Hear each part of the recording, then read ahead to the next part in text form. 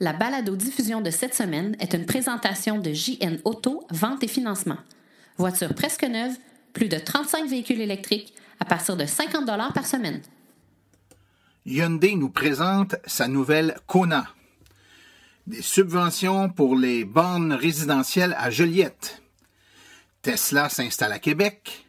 Plusieurs nouvelles BRCC s'installent dans les dernières semaines. 400 bornes de rue à Montréal et plusieurs BRCC dans les prochaines années. Une entrevue avec des membres de l'AVEC qui sont allés représenter l'association en Corée. Les véhicules électriques, est-ce vraiment écologique? Et une rétrospective des événements à venir dans les prochaines semaines. Tout ça et bien plus encore dans ce 12e épisode de la balado-diffusion Silence, on roule.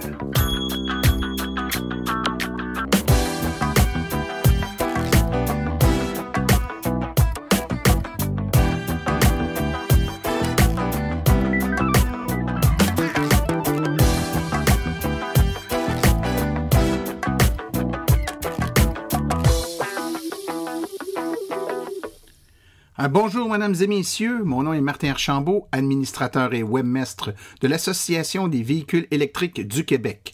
C'est avec passion et plaisir que j'anime ce podcast dédié 100% aux voitures électriques. Eh bien, comme toujours, j'espère que vous avez eu une bonne semaine, que vous vous amusez, que vous profitez du début de l'été, des belles températures, qui même si ça tarde un peu au niveau de la chaleur, quand même, on peut profiter un peu plus de la terrasse qu'on avait l'opportunité de le faire le mois passé. Je vous rappelle que si vous avez des suggestions, des commentaires à faire sur le podcast, n'hésitez pas à m'écrire en tout temps, martin@aveq.ca. Et puis, évidemment, si vous allez faire un petit tour sur iTunes et que vous nous mettez une bonne note là dans la liste des podcasts, ça nous aide à avoir un score qui est un petit peu plus élevé et ça nous remonte dans la liste des podcasts populaires, ce qui nous amène des nouveaux éditeurs et par le fait même, on peut parler de la voiture électrique à un plus grand nombre de personnes. Alors, c'est pas mal intéressant comme ça.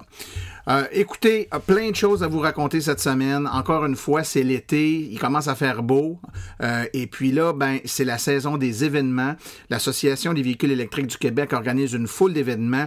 On vous en parle un peu à la fin de chacune des balados-diffusions. Là, on vous fait un décompte des événements à venir dans les différentes régions du Québec pour les prochaines semaines. Mais je veux simplement prendre le temps, et on va le faire en détail à la fin, là, vous nommer certains événements à venir, mais vous dire, si vous ne l'avez pas encore fait, prenez le temps d'aller visiter les bénévoles de l'association dans les différentes régions. Pour plein de raisons. Un, vous allez avoir là une information neutre, de qualité, qui n'est pas donnée par des gens qui vendent des véhicules. L'association ne retire rien à chaque vente de véhicules, si ce n'est que la satisfaction de contribuer à changer le monde pour un monde meilleur. C'est un peu ça notre seul et unique salaire. Vous avez là sur place des bénévoles qui répondent à vos questions, puis des gens comme vous et moi qui connaissent les voitures parce qu'ils l'utilisent. Donc, c'est pas des discours de vendeurs, c'est pas des discours qui ont pour but de vous faire adopter un modèle plus qu'un autre, c'est tout simplement l'information qui provient de quelqu'un qui utilise au quotidien le véhicule, qui pourra vous parler en toute franchise des avantages et des inconvénients du modèle que lui possède. Puis vous aurez la chance d'essayer, de voir et d'essayer une multitude de véhicules, toujours par des propriétaires, puis vous renseigner aussi d'une façon peut-être un peu plus précise. Généralement, quand on a des événements comme celle-là, on a des kiosques d'information avec des dépliants, des brochures, des renseignements techniques, des renseignements financiers un peu plus précis. Puis dans certains cas, on a même des conférences qui sont données pour vous permettre d'en apprendre un peu plus et de poser toutes vos questions. Donc, je vous invite à prendre le temps de regarder sur notre site web la section calendrier ou encore vous fier là à la liste des événements qu'on va vous citer à la fin du présent podcast. Puis allez faire un tour, allez essayer des véhicules électriques avant de dire que c'est pas pour vous, avant de dire que vous n'êtes pas certain que c'est un véhicule qui répond à vos besoins. Allez vous renseigner sur place et essayez-le. Ça coûtera rien. Ces événements-là sont toujours gratuits. Puis après, si c'est pas un véhicule pour vous, ça n'en sera pas un, mais au moins vous aurez eu l'information et aurez eu la chance de l'essayer et de voir si effectivement ça correspond ou non à vos besoins. Sans plus tarder et sans m'étirer sur le sujet, je vous propose qu'on passe tout de suite à la section des nouveautés, des nouvelles dans le monde de l'électromobilité des dernières semaines.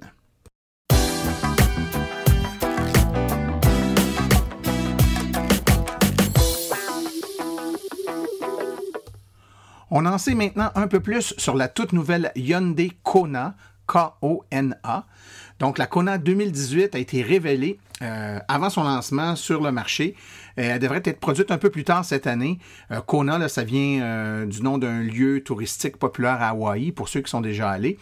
Et il devrait y avoir une version électrique, toute électrique de la Kona qui devrait être annoncée pour une mise en marché en 2018. C'est un véhicule qui, à l'instar là, de peut-être la Tesla 3 et de la Chevrolet Bolt EV, et qui sait peut-être même de la nouvelle Nissan Leaf qui devrait être annoncée bientôt, aura une autonomie là, qui joue aux alentours de 320 à 350 km d'autonomie. Donc, les caractéristiques finales restent à sortir. Donc, ça prouve que les véhicules de la nouvelle génération, les tout électriques, là, on est dans les eaux de 300 km, 300 à 400 km environ comme autonomie de base. Donc, on attend d'avoir un petit peu plus de détails, mais on garde l'œil ouvert donc sur ce nouveau modèle de tout électrique de la Hyundai Kona 2018. Lorsqu'on parle de subventions et de programmes d'aide pour les véhicules électriques, on pense souvent aux programmes provinciaux ou à un éventuel programme fédéral qui pourrait nous aider. On oublie souvent que les villes aussi peuvent faire leur part là-dedans, et c'est le cas par exemple de la ville de Joliette qui a décidé que, en plus de la subvention pour l'achat et l'installation des bornes de recharge qu'offre le gouvernement du Québec, la ville de Joliette offrira une subvention supplémentaire par-dessus pour abaisser le prix total d'acquisition de la borne de recharge pour véhicules électriques. À noter que la ville offrait déjà un programme semblable pour les bornes commerciales, mais maintenant, ça va s'adresser également aux citoyens de la ville qui veulent s'acheter une borne à la maison. Donc, non seulement après avoir acheté et fait installer la borne, les citoyens pourront réclamer la subvention du gouvernement provincial, mais ils pourront également réclamer une part de subvention de leur municipalité afin d'avoir un prix total là, d'acquisition de la borne qui est minime. À noter que la ville a un programme tout à fait novateur. Par exemple, elle subventionne jusqu'à 100 $ l'achat d'une tondeuse à gazon manuelle, électrique ou à batterie. C'est assez intéressant. Donc, il y a de la place pour l'imagination. On propose aux villes du Québec de s'inspirer de la ville de Joliette et des autres villes qui font des trucs comme ça, et puis de proposer là, des solutions et des programmes novateurs pour leurs citoyens. Les habitants de Québec qui attendaient depuis longtemps la venue d'un concessionnaire, on ne devrait pas dire un concessionnaire, on devrait dire un bureau de vente de Tesla, seront servis car Tesla a l'intention d'avoir un point de vente à Québec dans le secteur de la rue Série-Duquette. Le manufacturier aurait ciblé là, un bâtiment qui est à côté de la concession Volvo et Porsche dans le secteur. Le bâtiment est actuellement identifié au nom de Cominard et est en rénovation majeure. Il est situé au 2200 Série-Duquette à Québec. Le réseau de bornes de recharge rapide continue de s'étendre, alors que dans les dernières semaines, on a 2 nouvelles bornes de recharge rapide en courant continu qui ont été installées. La première est une borne de recharge rapide du circuit électrique et elle a été installée dans la région du Témiscouata, à Témiscouata sur le lac, donc au 179 rue Commerciale Nord. Donc il s'agit d'une borne de recharge rapide 400 volts qui a les 2 standards, là, soit CHAdeMO et Combo, au prix aussi standard du circuit électrique de 10 $ de l'heure facturé à la minute. Il y a aussi une borne de recharge rapide du réseau Flow qui a été installée. On vous avait indiqué il y a tout dernièrement, en fait, que le groupe Arnois Pétrolier dans les Laurentides et la Naudière avait eu une entente avec le réseau Flow pour l'installation de bornes de recharge sur les terrains du groupe Arnois. Eh bien, il y en a une qui a été installée à la station-service qui se trouve au 258 rue Valiquette à proximité de la route 117, donc à Sainte-Adèle. C'est une borne de recharge rapide qui a le même tarif que le circuit électrique ou que le réseau Flow normal, donc à 10 $ de l'heure. Et d'autres bornes de recharge rapide là, dans les stations-service Arnois de la région seront installées au cours des prochaines semaines et des prochains mois. Dans un précédent podcast, on vous avait parlé que l'île de Montréal avait l'intention d'installer plusieurs bornes de recharge. Eh bien, on apprend via le site Internet de l'île de Montréal que plus de 400 bornes sur rue et plusieurs BRCC verront le jour d'ici 2018. Alors, c'est un réseau montréalais de près de 1000 bornes de recharge sur rue d'ici 2020 qui sera construit via le réseau du circuit électrique. Déjà, on retrouve 150 bornes en fonction sur le territoire et on doit en retrouver 400 d'ici la fin de l'année. Ce sont des bornes sur rue, des bornes doubles du fabricant AdEnergy offrant un câble suspendu et proposant une tarification de 1 $ de l'heure plus les frais de stationnement lorsque c'est applicable. Pour ce qui est des BRCC, le déploiement se fera en 3 phases avec, attachez bien votre tuque, là, près de 30 BRCC prévus sur l'île de Montréal dans les 3 prochaines années. La première phase aura lieu en 2018 avec 4 bornes. Ensuite, une deuxième phase où 12 BRCC seront installés en 2019 et finalement une dernière phase de 14 BRCC en 2020. Dans cette dernière phase de 14 BRCC, il y en a même une qui est prévue sur le site de La Ronde. Alors, les gens de l'île de Montréal qui se plaignaient de ne pas avoir de bornes de recharge, eh bien, on va être nettement en haut de toutes les autres régions du Québec.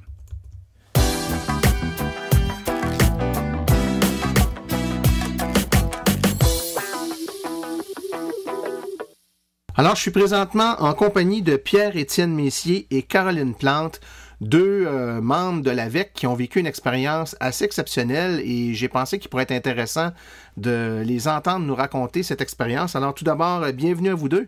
Merci. Merci. Écoutez, d'entrée de jeu, je pose toujours ou souvent la même question. Vous êtes des électromobilistes depuis combien de temps? Ben, nous, on est propriétaire d'un Soul EV depuis juillet 2015 maintenant, donc bientôt 2 ans. OK. Et puis, évidemment, comme la quasi-totalité des électromobilistes, vous ne regrettez pas votre choix? Non, pas vraiment. On avait 2 véhicules au départ. Quand on a pris ce véhicule-là, on en avait déjà un premier. Et depuis à peine quelques semaines, on est rendu avec comme seul véhicule notre Soul EV. Écoutez, le fait d'avoir une voiture électrique, ça nous amène parfois à des situations qu'on n'aurait pas pu imaginer. C'est un peu ça qui vous est arrivé. Je vais vous demander de m'expliquer un peu l'expérience extraordinaire qui vous est arrivée dans les derniers mois. Expliquez-nous ce qui vous est arrivé puis comment tout ça a débuté. Qu'est-ce qui est arrivé, en fait, c'est qu'on est allé au mois de mars, fin mars à avril, en fait, en Corée du Sud. Puis pourquoi qu'on s'est ramassé là? C'est que je fréquente certains forums de véhicules électriques, dont un forum en anglais qui s'appelle My Kia Soul EV, où il y a plusieurs enthousiastes comme moi qui ont des discussions sur le Kia Soul EV. Et il y a beaucoup de Coréens sur le forum. Et un de ceux-là, Kevin Pental, qui est en fait un Anglais qui habite en Corée, lui était dans l'organisation pour un groupe d'utilisateurs coréens là-bas. Et cette année, en 2017, il y avait un forum et une exposition de véhicules électriques qui se tenait en Corée du Sud et cherchait à inclure des gens d'autres origines que la Corée à ce forum-là. Donc, il cherchait quelques personnes à inviter. Il m'a contacté pour savoir qui on pourrait inviter du Québec. Étant donné qu'il a lui-même un Soul EV, il fréquente différentes pages Facebook, puis il avait pensé en premier à inviter Richard Trudeau de la page Kia Soul EV Québec. Donc, il m'a demandé de le contacter pour l'inviter à ce forum-là. À ce moment-là aussi, il m'a demandé si je voulais bien faire partie du forum et il a invité aussi une autre personne, Björn Nilen, qui lui est un utilisateur de Tesla en Norvège. Donc, on était 3 conférenciers invités pour cette conférence-là. OK. Et la conférence avait lieu en Corée du Sud. À quel endroit précisément? C'est sur l'île de Jeju, qui est une île carrément au sud de la Corée du Sud. C'est une petite île où il y a plusieurs véhicules électriques, en fait. C'était la 4e année que le Salon international des véhicules électriques, l'IEVE, avait lieu cette année. Et c'était le plus gros événement jusqu'à maintenant. OK, puis c'est pas une île, c'est pas un endroit qui est très, très grand, ça, si je me trompe pas. En termes de superficie, c'est tout petit. Y a-t-il une raison pourquoi c'est cet endroit-là qui a été choisi pour le salon comme tel? Est-ce que c'est un endroit mythique ou qui a une certaine signification ou un lien avec les véhicules électriques? Non, effectivement, c'est un endroit qui n'est pas très gros. C'est comparable environ au Québec à la superficie des îles de la Madeleine. Pourquoi que ça a été que c'est là depuis ce temps-là? C'est qu'en fait, il y a effectivement une densité de véhicules électriques pas mal plus forte que le reste de la Corée du Sud. Et ils visent en fait à électrifier l'île au complet d'ici 2030. Quand tu dis électrifié, c'est-à-dire que relié par des bornes de recharge partout pour les véhicules électriques? Oui, et hausser la proportion des véhicules électriques vers le 100% dans le fond. Là. OK. Et là, toi, tu t'es ramassé là parce qu'ils t'ont repéré, comme tu nous as dit, sur un forum spécialisé pour la Kia Soul. Mm-hmm. Évidemment, c'est une voiture qui est significative pour la Corée, mais il devait y avoir d'autres marques de véhicules qui étaient présentes là-bas. Puisque c'était un salon, il y avait beaucoup de marques connues ou moins connues. Mais il y avait quand même beaucoup de marques de véhicules. Il y avait principalement Chevrolet lançait officiellement sa Bolt en Corée. Et il y avait d'autres commerçants aussi là, qui étaient sur place. On a vu entre autres Samsung, Renault qui étaient là. Hyundai, bien sûr, qui était sur place avec leur Ioniq. Et on a eu la chance aussi, durant le salon, d'avoir en notre possession pendant plusieurs jours une Ioniq de location. Et donc, vous êtes promené en Ioniq, donc? Oui, et c'est ce qu'il y avait en grande majorité pour les compagnies de location de véhicules, c'était des Ioniq, principalement. Alors, il y en avait vraiment partout. C'était même presque troublant de voir des véhicules électriques à tous les coins de rue. c'est quand même ici, ça commence au moment où on enregistre le podcast. Là, ça fait quoi 2 semaines à peu près que les Ioniq sont disponibles au Québec. On commence à en voir sur les routes. J'ai même une amie personnelle qui en a acquis une il y a une semaine et demie, une semaine à peu près là, qu'elle l'a en fait. Donc là-bas, donc c'était, il y en avait, c'était pas une nouveauté. Non, il y en avait vraiment beaucoup, en effet. Seulement pour les autos de location, il y a environ au-dessus de 1500 à 2000 Ioniq seulement sur l'île de Jeju. Eh boy, OK. C'est quand même assez impressionnant. Et puis là, quand vous êtes amené là-bas, on vous a demandé donc de participer comme conférencier. C'était seulement une conférence ou il y avait aussi des panels, j'imagine, de discussion sur différents sujets liés à l'électromobilité?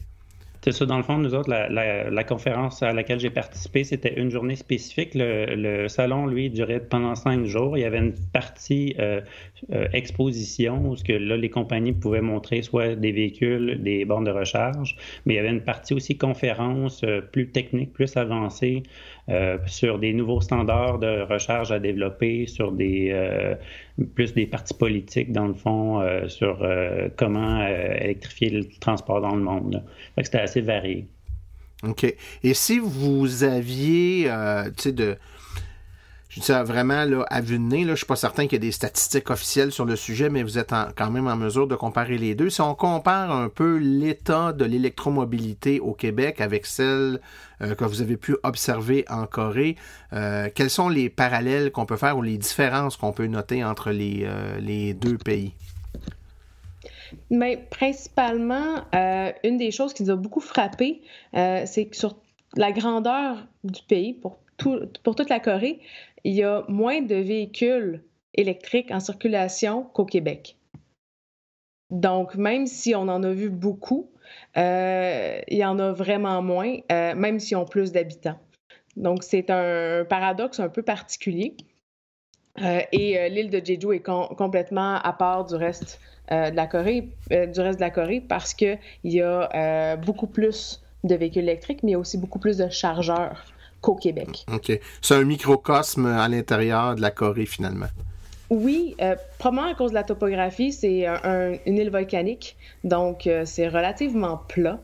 Et on aurait pu faire facilement 4 jours sans recharge avec la Ioniq et parcourir l'île au grand complet. Là.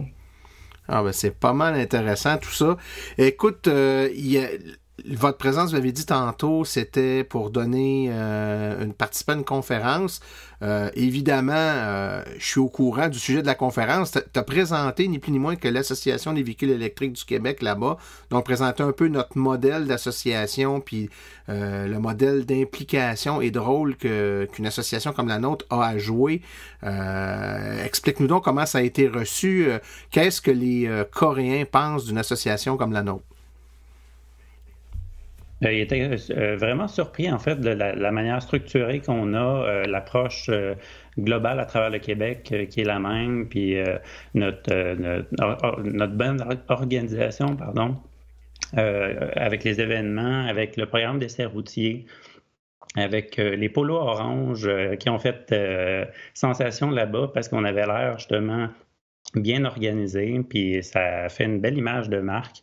Ces raisons-là, eux autres, leur association, il y a plusieurs petites associations, dont une majeure qui est le EV User Forum and Festival, le EVOF, mais il n'y a rien d'encore aussi structuré que l'AVEC, puis ça les a fait beaucoup réfléchir, ils m'ont dit, puis j'imagine qu'ils vont peut-être s'inspirer un peu de notre modèle à l'avenir. Écoute, on vit souvent le même style de comparaison, mais beaucoup plus proche avec les gens de l'Ontario, de Vancouver ou même de plusieurs États américains. Donc, c'est intéressant de voir que la réaction semble un peu la même quand on s'en va de l'autre côté du globe. Pendant votre séjour, il y avait le Seoul Motor Show, qui est une exposition de véhicules, une exposition internationale. Vous avez dû voir des choses là-bas que vous vous attendiez pas à voir. Donc, parlez-nous donc un peu de cette exposition-là. Mais au salon de Séoul, oui, il y avait des choses intéressantes à voir. C'est sûr que c'était un salon des véhicules en général. Donc, c'était pas axé seulement sur les véhicules électriques, mais il y en avait quelques-uns. Il y avait surtout des petits prototypes intéressants. Il y en avait une, entre autres, c'est une 2 places, un tout petit véhicule rouge, 2 places, qui avait l'air de presque un jouet. Elle pouvait faire, selon leur évaluation, jusqu'à 765 km d'autonomie, avec une vitesse constante de 60 km/h, on s'entend, mais elle pouvait monter jusqu'à 200 km/h, puis elle avait une batterie de 80 kW. Donc, c'était intéressant, très, très intéressant. Puis, la proportion, là, étant donné que c'est un salon de voitures en général, donc il y avait une petite portion dédiée aux voitures électriques, est-ce que c'est comparable en termes de représentativité à ce qu'on peut voir dans un salon de l'auto comme au salon de l'auto de Montréal, par exemple? Nous, on a été seulement dans une des 3 tentes. En fait, on a été invité à la journée de presse avant la journée officielle, l'ouverture officielle du salon. Donc, on a pu visiter seulement une des 3 expositions qu'il y avait. Mais malgré tout, dans ce panel-là, il y avait quand même beaucoup plus de véhicules électriques qu'on peut retrouver normalement chez nous, malgré le fait que certains grands joueurs n'étaient pas présents, comme Nissan n'était pas dans cette panel-là. Les autres il y avait beaucoup de produits en fait coréens qui ne sont pas disponibles ici, comme des petits pick-up utilitaires qu'on n'a pas du tout ici au Canada. Et il y a quelques années, en fait, il y a 2 ans et demi à peu près, je suis allé au Japon. Puis ce qui m'a frappé, moi, là-bas, c'est que contrairement à ici, pour eux, une borne de recharge rapide, donc une borne L3, c'est pas quelque chose qui s'est déployé après les bornes de niveau 2 à 240 volts. C'est quelque chose qui s'est déployé dès le début et qui est voire aussi répandu que les autres types de bornes. Donc, il y avait des bornes de recharge rapide pratiquement à vue à tous les coins de rue. En Corée, c'est un peu semblable à ça, là. Il y en a de la borne de recharge rapide. Effectivement, comme on disait tantôt, le nombre de véhicules là-bas est inférieur à celui du Québec, le nombre de véhicules électriques, on s'entend. Mais toutefois, l'infrastructure présentement est déployée à vitesse grand V. Présentement, il y a au-dessus de 2000 stations de recharge de niveau 3 à travers la Corée, qui incluent des vitesses entre 25 kW à 50 kW. Il y a certaines stations 100 kW également. Donc, eux, ils misent vraiment sur l'électrification en premier de l'infrastructure, la mise en place de l'infrastructure, puis tranquillement, pas vite, les gens commencent à avoir Et est-ce que leur système de tarification électrique est avantageux? Donc, dans leur cas, est-ce que, tout comme nous, il y a des économies substantielles à faire en faisant une migration du pétrole vers l'électricité? Oui, quand même, parce que leur électricité, leur tarif électrique varie beaucoup selon l'année, selon les périodes de la journée aussi, mais converti en dollars canadiens, si on veut, certaines périodes de l'année peuvent payer l'électricité moins cher que nous, donc alentour de 7 sous le kilowattheure, mais à certaines périodes de pointe, ça peut monter jusqu'à 28 sous le kilowattheure. Donc, recharger au bon moment son véhicule devient vraiment une bonne priorité. C'est le même principe s'appliquait aussi au Japon.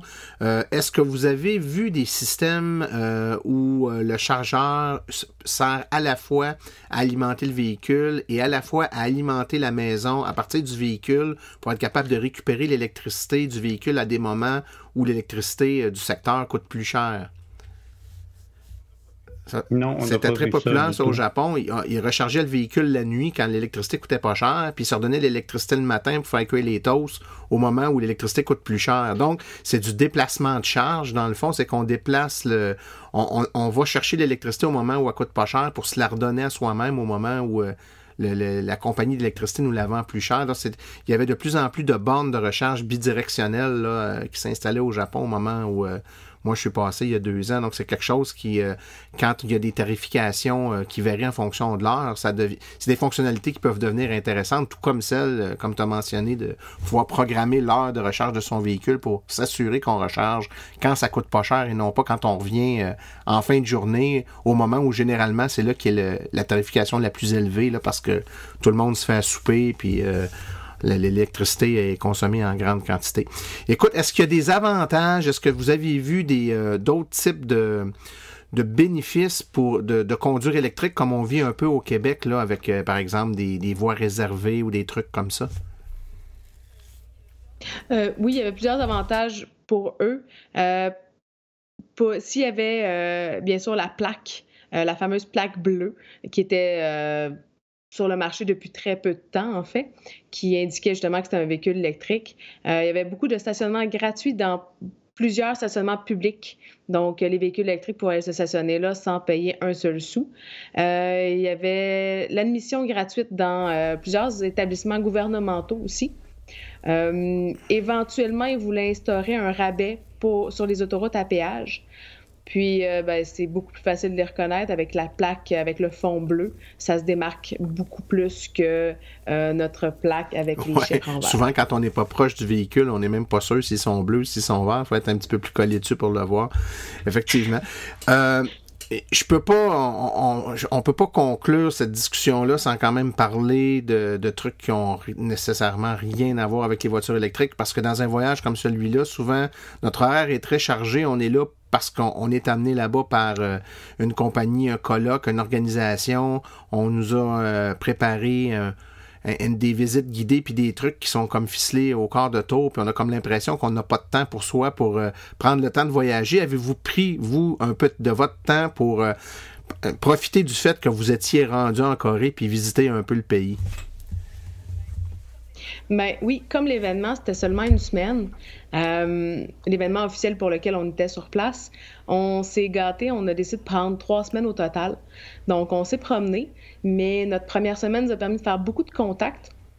Et partout à travers le pays, on a croisé des gens qui nous ont, oui, parlé de véhicules électriques, mais qui nous ont fait découvrir le pays aussi, qui nous faisaient visiter leur région natale.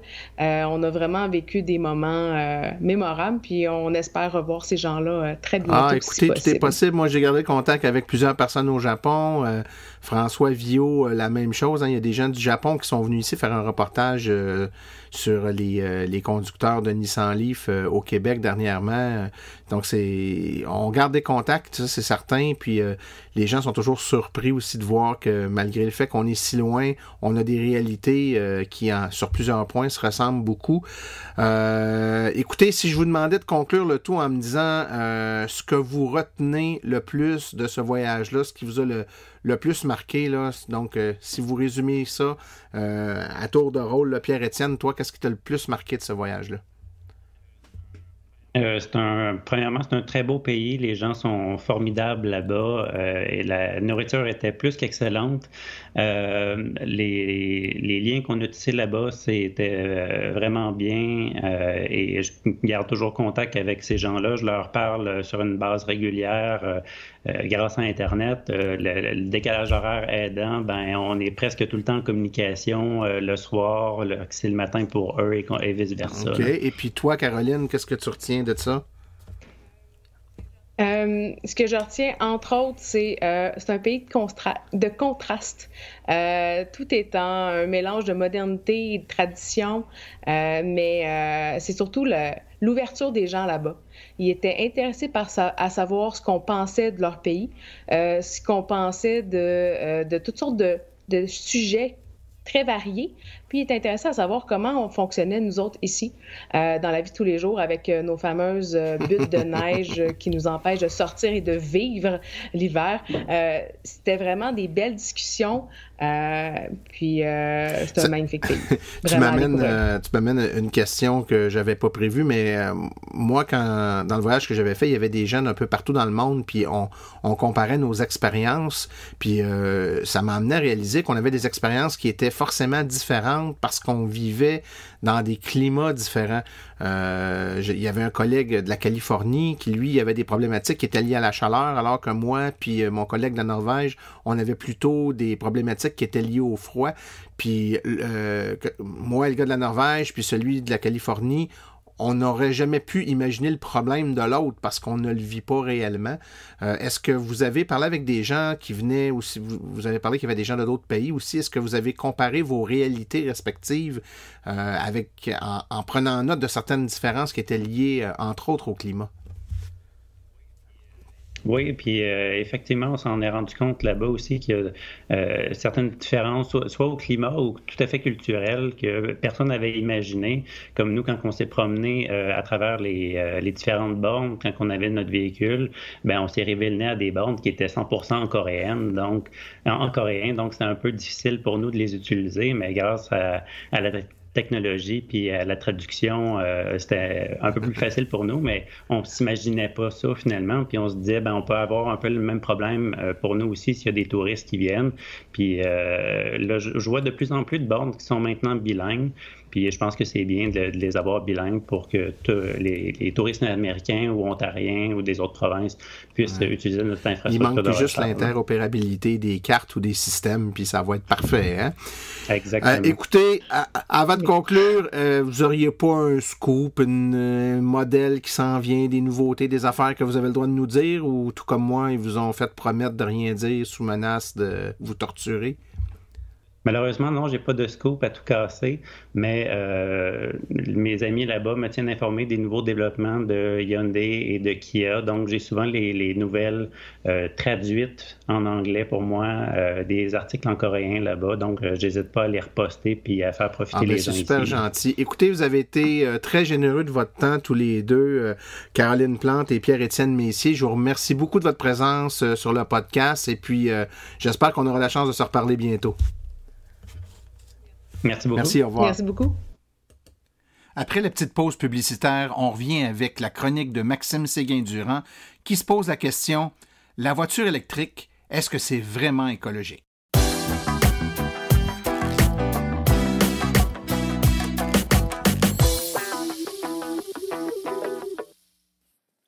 JN Auto, la référence lorsque vient le temps de se procurer une voiture électrique presque neuve. Plus de 35 véhicules électriques à partir de 50 $ par semaine. De plus, JN Auto offre une promotion exclusive aux membres hors de l'Association des véhicules électriques du Québec. Un rabais supplémentaire de 500 $ sur le prix affiché à l'achat de votre voiture. Une seule promotion par achat. JN Auto, choix, qualité et service après-vente irréprochable depuis 1982. Téléphonez-nous sans frais au 1-888-821-3084. Consultez notre liste de voitures au www.jnauto.com ou visitez-nous au 317 route 116 à Richmond, en Estrie.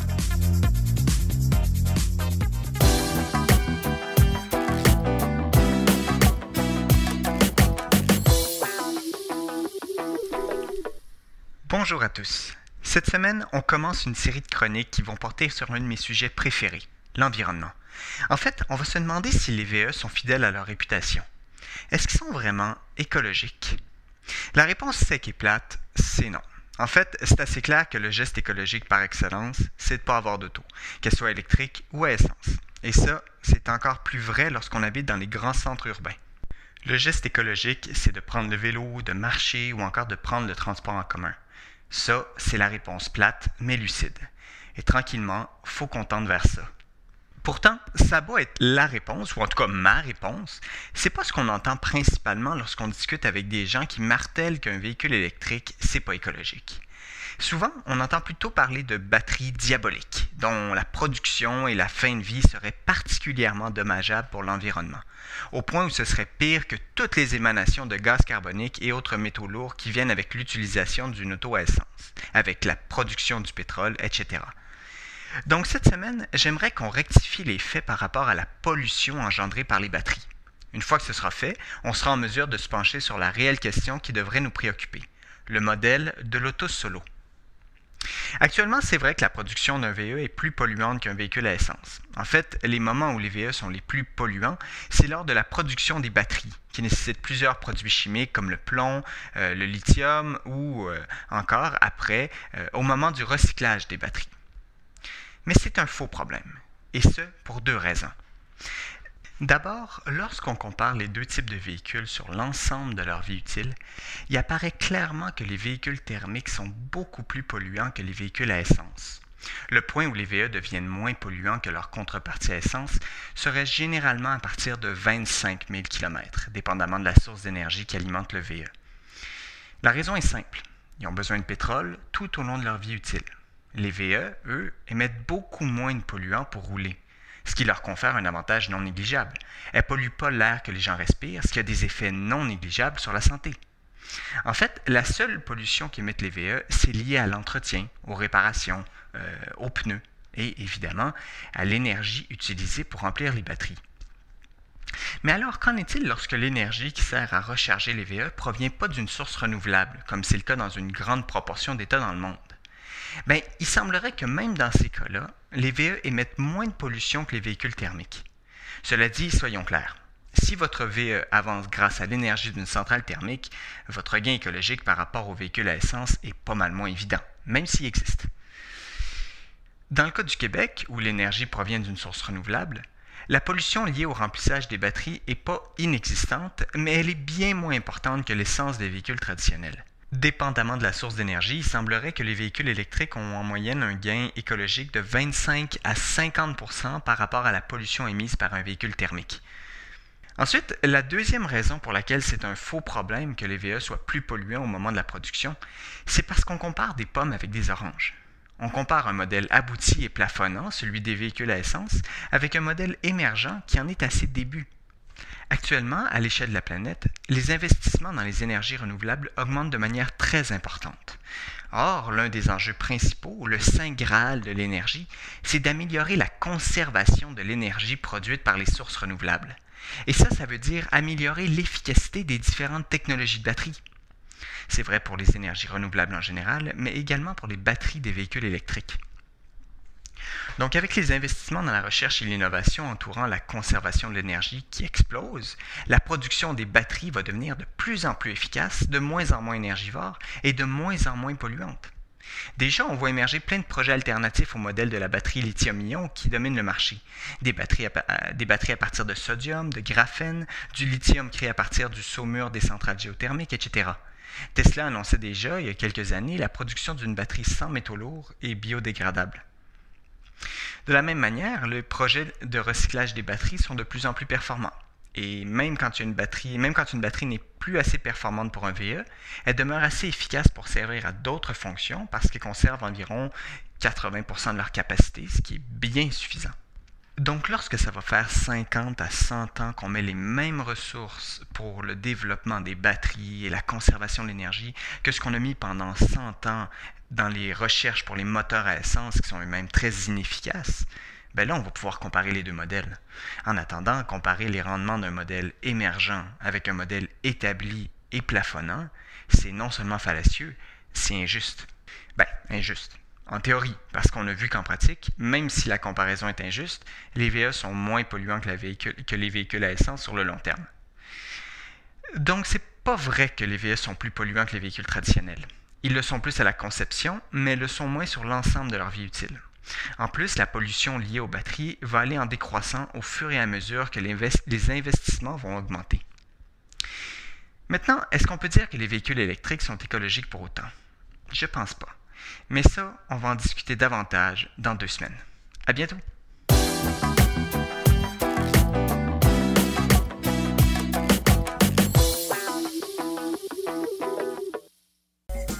Voici les événements à venir dans le monde de l'électromobilité pour les prochaines semaines.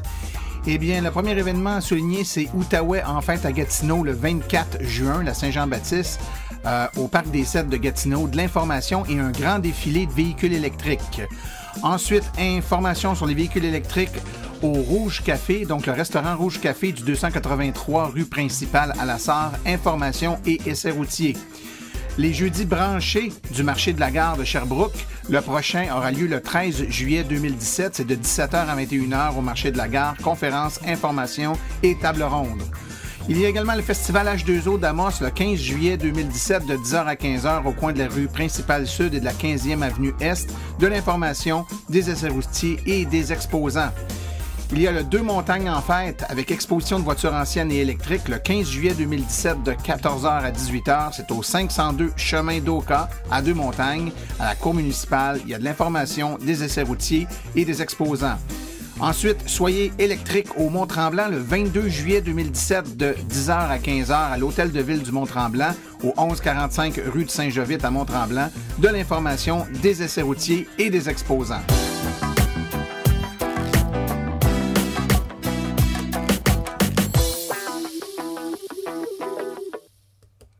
Alors, ceci conclut la présente balado-diffusion. L'AVEQ remercie tous les collaborateurs, particulièrement Pierre-Étienne Messier et Caroline Plante, ainsi que Maxime Séguin-Durand pour sa chronique. La reproduction ou la diffusion de l'émission est permise, mais l'Association des véhicules électriques du Québec apprécierait en être avisée. Toutes questions concernant l'émission peuvent être envoyées à l'adresse martin@aveq.ca. Pour toute question générale regardant l'électromobilité ou l'association, veuillez écrire à info@aveq.ca. Pour vous renseigner et avoir toute la documentation de l'AVEQ, visitez le www.aveq.ca. Je vous rappelle que sur notre site web, afin de vous faciliter la tâche, vous avez accès aux archives de nos balados, ainsi qu'à des hyperliens vers les sites web mentionnés aujourd'hui, le tout directement au www.aveq.ca/silence. Mon nom est Martin Archambault et d'ici la prochaine balado, j'espère que vous attraperez la piqûre et que vous direz vous aussi, silence, on roule.